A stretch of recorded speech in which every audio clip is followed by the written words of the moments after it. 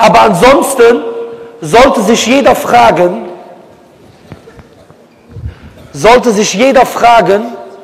wenn er Christ ist, wenn er diese Punkte heute gehört hat, bitte Brüder, es dauert noch etwas, wenn er diese Punkte heute gehört hat, er soll sein Herz fragen und soll die Stellen fragen, hier, und soll zurück nach Hause gehen, die Bibel lesen. Kann Gott wirklich von dir verlangen,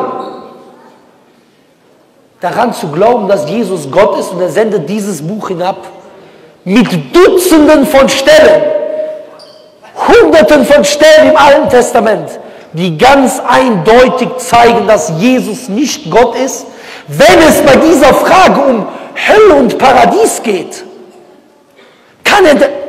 Gott will für dich das Gute. Und deswegen sage ich zu dir, komme zum Koran. Der Koran ist im Jahre 600 von Allah als die letzte Botschaft gekommen, um diese Lehre zu verwerfen.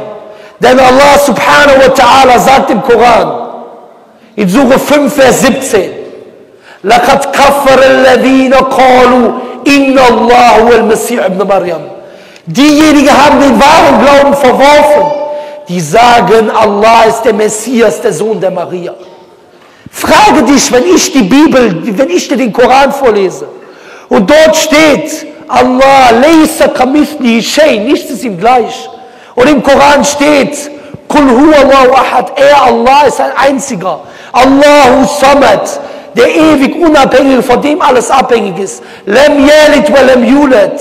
Er hat nicht gezeugt und wurde nicht gezeugt. Wa lam yakul lahu kufuwan ahad. Und nichts und niemand ist ihm ebenbürtig. Frage dein Herz, ist das Gott? Und glaub mir, dein Herz wird sagen, das ist Gott. Weil dein Herz weiß, dass diese Botschaft die Wahrheit ist. Deswegen beschäftige dich damit.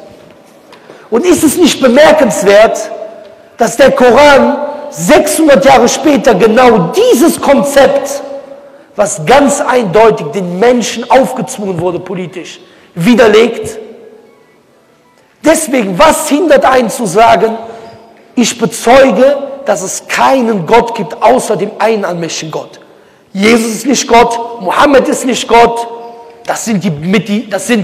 die gehören zu den besten Menschen. Gott ist Gott. Kein Mensch, kein Mann, keine Frau. Gott ist Gott. Über unserer Vorstellungskraft. Was hindert dich zu sagen, ich bezeuge dies? Und was hindert dich dann zu bezeugen, dass derjenige, der mit dieser Botschaft kam, Mohammed ein Prophet Gottes ist?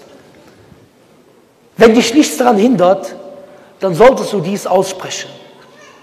Denn der Prophet sallallahu sagt, ما من أحد يشهد أن لا إله إلا الله وأن محمد رسول الله صدقا من قلبه إلا حرم الله على النار. Keiner sagt mit Wahrhaftigkeit von seinem Herzen, dass niemand das Recht hat, angebetet zu werden, außer der eine Gott. Und dass Mohammed der Gesandte Gottes, außer dass Allah für ihn das Feuer haram macht. Deswegen, was hindert dich?